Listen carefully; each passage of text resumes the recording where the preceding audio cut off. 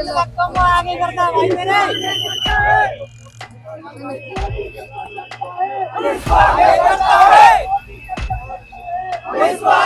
Police commissioner अनुराग कुमार आज general Dyer बने हुए हैं और अंग्रेजों का जो शासन था, जिस तरीके से जालियांवाला बाग में लोगों को गोलियों से भून दिया गया था, यहाँ पर लाठियां चलाई जा रही है और लाठियों से लोगों के सर फाड़े जा रहे, लोगों के हाथ तोड़े जा रहे, लोगों के पैर तोड़े जा रहे। गाली दे रहे। हाँ, पुलिस वाले प्रॉपर गाली गलौज कर रहे थे, मैंने फोन में रिकॉर्ड करा। किस तरीके से पुलिस वाले जो है जबरदस्ती कर रहे थे, बर्बरता करने की कोशिश कर रहे थे, लाठीचार्ज कर रहे थे।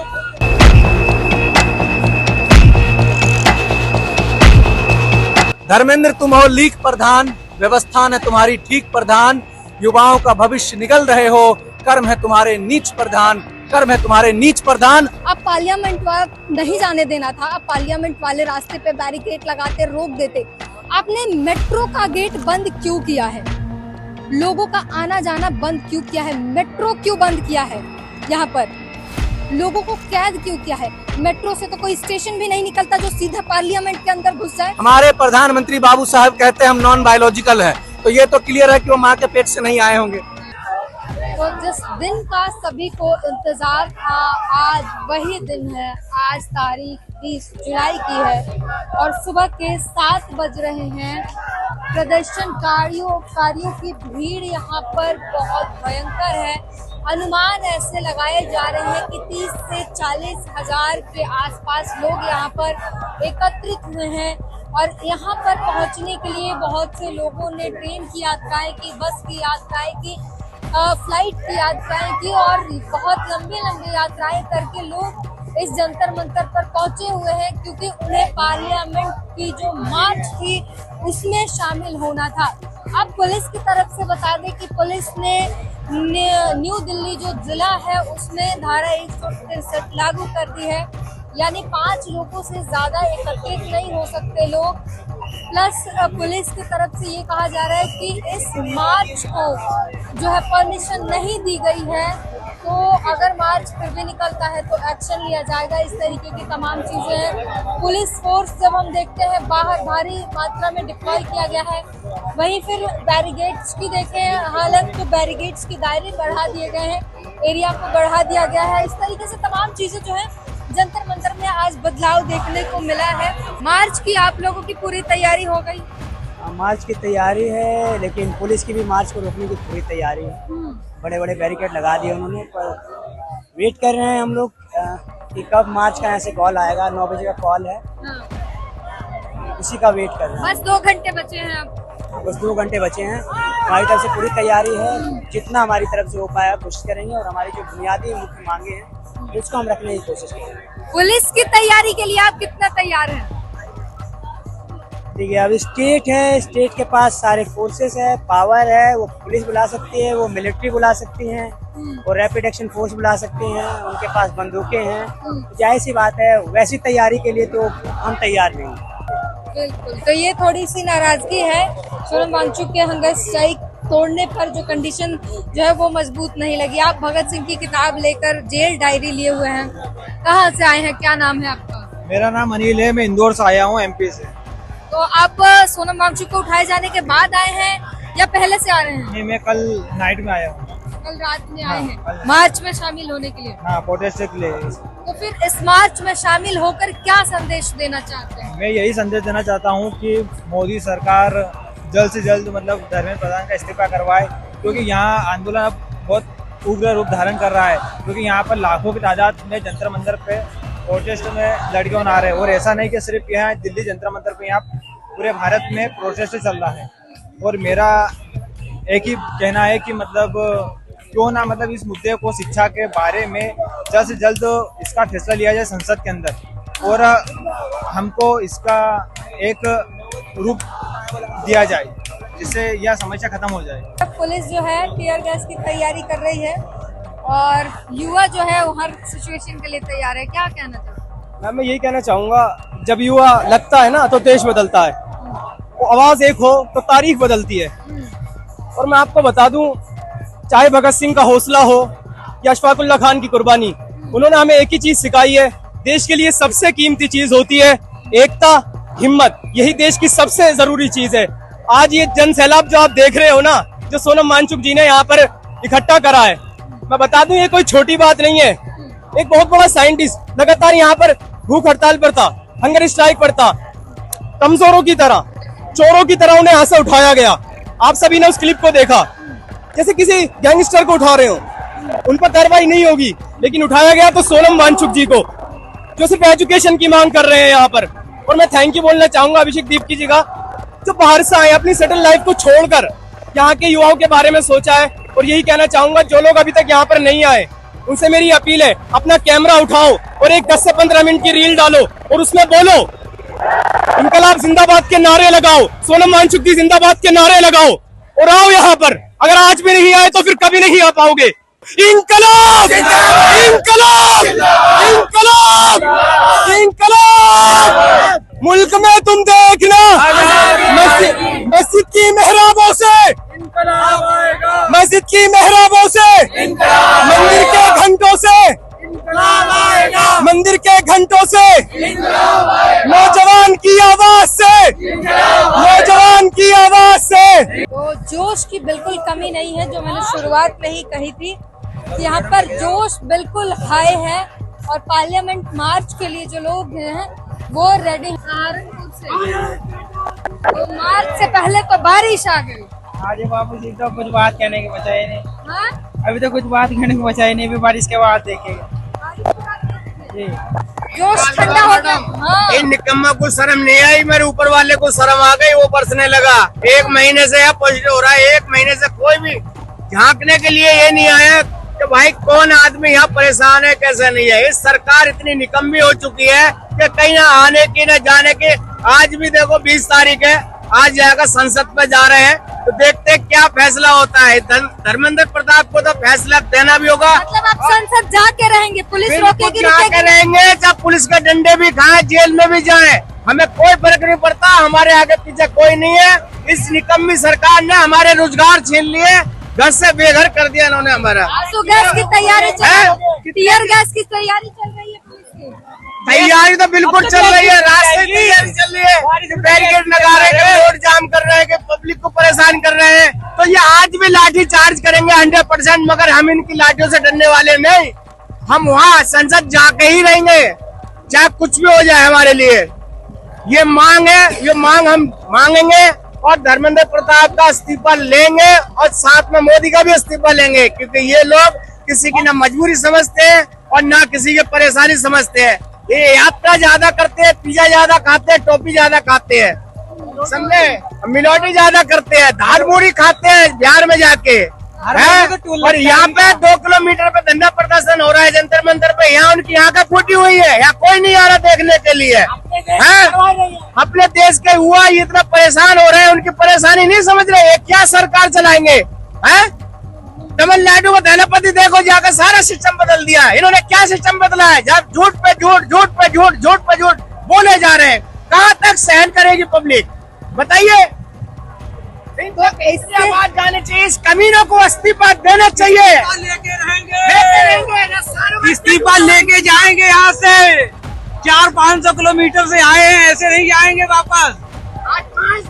लोगों में गुस्सा इतना ज्यादा भरा है कि सवाल पूछने की जरूरत ही नहीं है। वो इतने यहाँ से बहुत से लोग निकलकर अब दूसरे रास्ते से, ये कोई ऑफिस क्या है, ऑफिस परागण है, और वहां से रास्ता खोल के ये लोग बैरिकेड के बाहर सीधे निकल रहे हैं।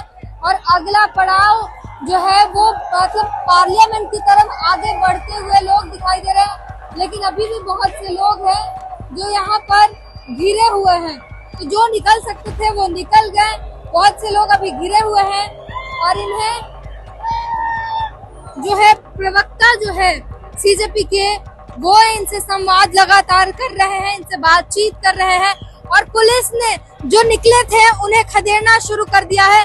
पुलिस लाठी दिखा रही है और लाठी के चलते सब वापस भाग रहे हैं। अब कि लाठी चार्ज फिर शुरू है, पुलिस फिर से लाठी चला रही है। और देखिए किस तरीके से पुलिस जो है बिना देखे अंधाधुंध लाठियां बरस रही है।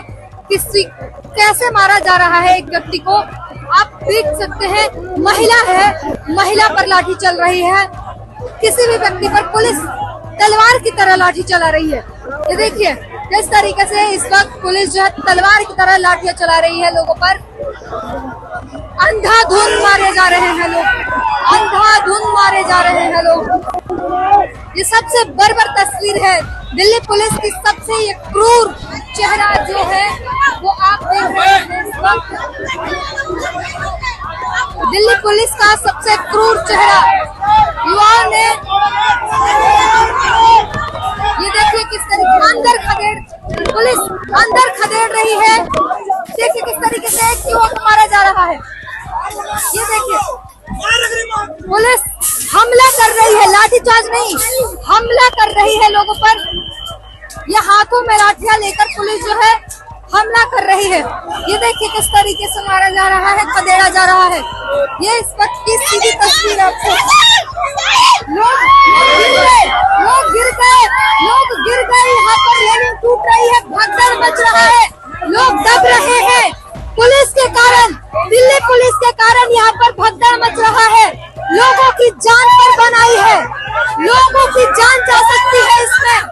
दिल्ली पुलिस को ये समझ नहीं आ रहा है कि यहाँ पर भगदड़ मच रही है, एस्टेब्लिश जैसी स्थिति बन गई है, लोगों की जान जा सकती है दम घुटने इसमें।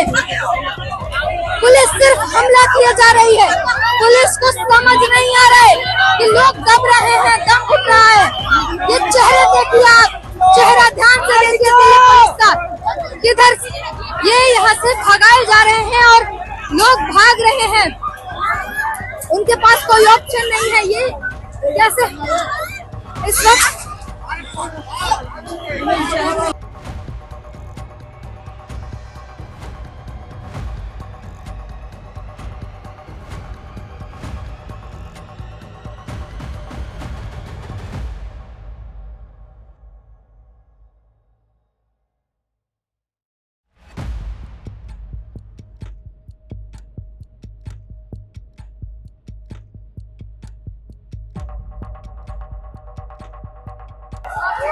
वहाँ जब अभिजीत जीपे जी को बाहर से अंदर से आने नहीं दे रहे थे बाहर की तरफ, तो हम लोग इधर संसद के साइड पे जा रहे थे। पीछे साइड जो बैरिकेटिंग है वो टूटी बैरिकेटिंग, मैं सबसे आगे था, पुलिस वाले ने मेरे को खींचा यहाँ से, ये नाखून लगा हुआ है, तो इसने क्या किया मेरे को उल्टा खींचा और 4-5 भाई और आ गए, तो पुलिस वालों की हिम्मत नहीं हुई कि हमको डिटेन कर पाए, वैसे बच के मैं बाहर आया था। मारा गया है। और ये यहाँ पे इनका क्या चल रहा है, यहाँ से आपको अंदर जाने दे रहे हैं और बैरिकेड बंद कर दे रहे हैं, मतलब आप अगर अंदर गए तो आप बाहर नहीं आ सकते। ये उनका पूरा तानाशाही वाला हिसाब चल रहा है। बच्चे, मैं यहाँ से आया हूँ महाराष्ट्र से, लड़कियों को मार ले, कपड़े फट चुके हैं उनके, मैं उनको बोल रहा हूँ कि मुझे जाना है, 10 बार गिड़गिड़े आया हूँ, तब उन्होंने मेरे को सिर्फ अकेले को छोड़ा है। लेकिन ये समझ के लीजिए, ये जो मोर्चा निकला है अपना, ये पीसफुल ही है, वहाँ पे भी है, यहाँ पर भी है, लेकिन पुलिस की तानाशाही बहुत चल रही है। ये आपको अंदर जाने दे रहे हैं, ऐसा बता भी नहीं रहे कि आप एक बार अंदर गए तो आपको बाहर आने की जरूरत, आपको अलाउ नहीं किया जाएगा।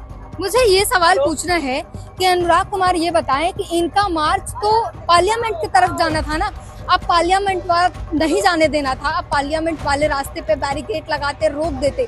आपने मेट्रो का गेट बंद क्यों किया है, लोगों का आना जाना बंद क्यों किया है, मेट्रो क्यों बंद किया है, यहाँ पर लोगों को कैद क्यों किया है? मेट्रो से तो कोई स्टेशन भी नहीं निकलता जो सीधा पार्लियामेंट के अंदर घुस जाए, फिर मेट्रो क्यों बंद किया गया है, किस मकसद से बंद किया गया है?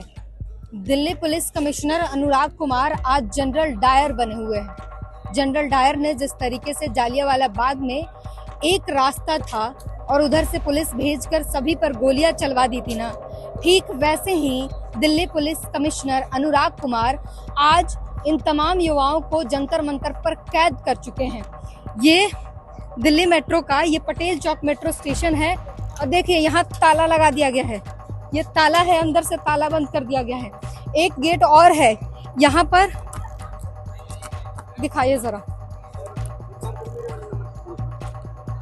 भैया, जरा हटिएगा, यहाँ पर ताला लगाया गया है, देखिए ताला लगा दिया गया है। ये मेट्रो का 2 गेट है, ऐसे ही इसी मेट्रो स्टेशन के 3-4 और गेट हैं, हर गेट पर ताला लगा दिया गया है।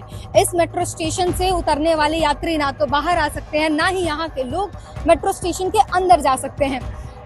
प्लस इधर जंतर मंतर का ये रोड है जहाँ पर प्रदर्शन चल रहा है, इस रोड से जितने रोड कनेक्ट होते हैं, जैसे ये आगे जाके पार्लियामेंट स्ट्रीट थाना रोड है, उधर दूसरी तरफ जनपद रोड है, एक तरफ जंतर मंतर रोड है, उन सभी सड़कों को बैरिकेड लगाकर बंद कर दिए गए हैं और अब यहाँ पर कोई अपनी मर्जी से बाहर जा ही नहीं सकता और अंदर पुलिस लाठियां चला रही है, लाठियों से हमले कर रही है, सारे दरवाजे बंद कर। इसीलिए कह रही हूँ कि अनुराग कुमार, दिल्ली पुलिस कमिश्नर अनुराग कुमार आज जनरल डायर बने हुए हैं और अंग्रेजों का जो शासन था, जिस तरीके से जालियांवाला बाग में लोगों को गोलियों से भून दिया गया था, यहाँ पर लाठियां चलाई जा रही है और लाठियों से लोगों के सर फाड़े जा रहे, लोगों के हाथ तोड़े जा रहे, लोगों के पैर तोड़े जा रहे हैं। मैम, मेरा ये कहना है कि हमारे जो भी लीडर्स हैं उन्हें हमारे बच्चों की सुननी चाहिए और लोकतांत्रिक तरीके से, पीसफुल तरीके से उन्हें मनाना चाहिए और हम लोग को यहाँ से जो है आगे बढ़ाना चाहिए। लेकिन यहीं पे बैठ जाना, यहीं पे रुक जाना जो है हमारे मंजिल तक हमें नहीं पहुँचाएगा। उसके लिए जरूरत है कि आप जो है क्या है आपकी मंजिल? मंजिल है संसद भवन तक पहुंचना और संसद भवन से पहले तक पहुंच के हम जो है सरकारों को और जो सत्ता है उसे अपनी आवाज पहुंचाना चाहते हैं, अपने अधिकारों, हक हकूक की बात करना चाहते हैं। और जिस तरीके से पेपर लीक वगैरह हो रहे हैं और एजुकेशन सिस्टम बिल्कुल कोलैप्स कर गया है, उन सब के लिए अपनी बात रखना चाहते हैं। लेकिन आप संसद भवन कैसे जा सकते हैं? वहाँ हाई अलर्ट है, वहाँ नेताओं का आगमन हो रहा है, मानसून सत्र की शुरुआत हो रही है, वीआईपी रूट लगे हुए हैं। फर्स्ट ऑफ ऑल मैम, इस देश में पॉपुलर सॉवरेनिटी है और पॉपुलर सॉवरेनिटी का मतलब होता है जो पावर है, जो सत्ता है, जो शक्ति है, वो जनता के हाथों में होती है। लेकिन उसी जनता के द्वारा चुनी गए ये लोग, चंद लोग जो अपने आप को शक्ति के शहंशाह समझ जाते हैं, जो कि बिल्कुल गलत है। और वो टेम्पल ऑफ डेमोक्रेसी है और वो हमारा टेम्पल है, हमसे मिल के बना है। तो हम उस टेम्पल में जाएंगे, वहाँ घंटा भी बजाएंगे और उनको सुनना भी पड़ेगा। और इसमें हम कोई गलत क्राइम नहीं कर रहे हैं। किस बात का हम परमिशन ले? ये लोकतंत्र में आपने 22 दिनों तक, जब भूख हड़ताल से तरफ के जो है लोग जो है परेशान हो रहे थे, आपने एक बार भी अपने छोटे से छोटे अधिकारी को भी नहीं भेजा। ये कितनी शर्मनाक बात है। डेमोक्रेसी डायलॉग पर जिंदा होती है, लेकिन आपने डायलॉग का जो है पूरा चैनल ही खत्म कर दिया। और आज जो स्टैम्पेड जैसा सिचुएशन क्रिएट कर रहे हो, भगदड़ जैसा सिचुएशन, अगर ये बच्चों में से किसी को खरोंच आई, उसका जिम्मेदार कोई नहीं, सिर्फ और सिर्फ दिल्ली प्रशासन और हमारे देश की सरकार होगी। एक को पैर में चोट लग गई, घाव जो था उससे ब्लड आ गया। ये बहुत गलत है। आप खुद सोचिए कि मतलब ये कितनी शर्मनाक और कायराना हरकत है कि आप जो है लगातार शांतिपूर्वक तरीके से प्रोटेस्ट कर रहे थे, वो 30 दिन तक 20 दिन तक हंगर स्ट्राइक वगैरह, आपने थोड़ी भी सूद नहीं ली उनकी। लेकिन आज जो है उनके जख्मों पर आप नमक रगड़ रहे हैं, आज उनके पैरों पे आप लाठियां चला रहे हैं, मार रहे हैं उन्हें। ये बहुत जो है इनजस्टिस है और ऐसे अनजस्ट देश में हम कभी नहीं कह सकते कि हम डेमोक्रेसी में जी रहे। It's not democracy. ये डेमोक्रेसी का मजाक बन रहा है, ये हमें समझने की जरूरत है। आपने जो कविता सुनाई, एक बार कविता सुना दीजिए। धर्मेंद्र तुम हो लीक प्रधान, व्यवस्था है तुम्हारी ठीक प्रधान, युवाओं का भविष्य निगल रहे हो, कर्म है तुम्हारे नीच प्रधान, कर्म है तुम्हारे नीच प्रधान। और मैं आखिरी छोटी सी कविता से और खत्म करना चाहूंगा कि वो आदमखोर हो चुके हैं, वो आदमखोर हो चुके हैं, पानी नहीं खून पीते हैं, रोटी नहीं इंसानी बोटियां खाते हैं, वो माँ के पेट से नहीं ईवीएम की पेटी से आते हैं।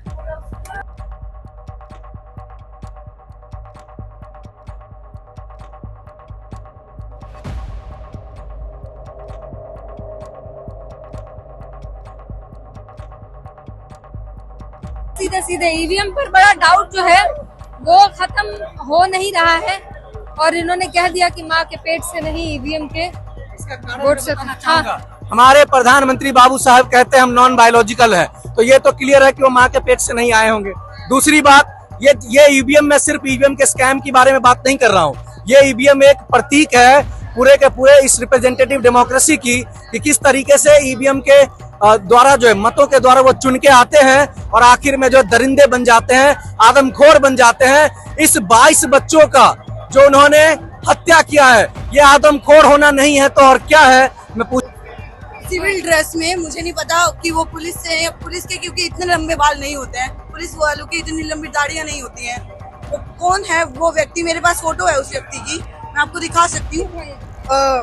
देखिए क्या क्या उसने आपके साथ? उसने मेरा एक कॉलर खींचा है, और लाठी मारने की कोशिश करी है मेरे।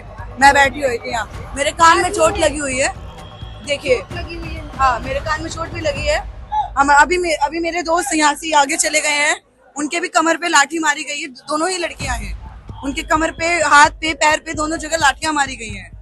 अच्छा ये बताइए, लाठी मारने वाले पुलिस जो थी, महिला थी? महिला नहीं थी। ये लाठी चार्ज जब हो रहा था तो हम लोग यहाँ कार के पीछे आ गए थे, हम 4 एक साथ थे लोग। तो मेरी गर्दन पे लगा है और मेरी पीठ पे लगा था एकदम से। गर्दन पे नहीं लगा, इतना ठीक था। फिर जब हाथापाई हो रही थी तो चप्पलें फेंकी जा रही थी, हेलमेट फेंके जा रहे थे, बिना देखे समझे हेलमेट मेरे सर पे भी लगा है। वो लोग नहीं देख रहे, वो लोग बिल्कुल नहीं देख रहे हैं। लाठी चला, हाँ वो बस लाठी चला रहे हैं। अगर वो देख भी रहे हैं तो मेरी एक फ्रेंड थी, उनके बैक पे लगा है, उनके पीछे निशान है अच्छा खासा, सबके यहाँ पे लगा हुआ है और वो नहीं देख रहे कहाँ वो क्या मार रहे हैं। लोग बेहोश पड़े थे, एक व्यक्ति वहाँ पे बेहोश पड़ा था क्योंकि इतनी जगह से भीड़ आ रही थी, वो पिचक गया था इंसान। मतलब ये देखिए, आप इनके वेशभूषा से आप जान सकते हैं, ये पहचान सकते हैं कि ये नॉर्मल व्यक्ति। इस व्यक्ति के हाथों में वो लाठी है, ये व्यक्ति हाथों में लाठी लिए हुए है जो पुलिस के पास होती है, सिविल ड्रेस में है। और ये देखिए, इनके बालों से और इनकी किसी भी वेशभूषा से आपको नहीं लगेगा कि पुलिसकर्मी है। पुलिसकर्मी डिसिप्लिन रूप में रहना पसंद करते हैं, इस तरीके से नहीं होता है कोई पुलिसकर्मी। और सिविल ड्रेस में है, बैच नहीं लगाया हुआ है। सबसे बड़ी बात जो अभी के अभी यहाँ पे डीएसपी शायद से चेंज किए गए हैं, कमिश्नर चेंज किए गए हैं। पुलिस कमिश्नर ग्राउंड पे है, पुलिस कमिश्नर के हाथ में लाठी है, पुलिस कमिश्नर ने अपनी नेम प्लेट हटा रखी है, पुलिस कमिश्नर स्टूडेंट्स को मार रहा है। कमिश्नर का काम क्या होता है?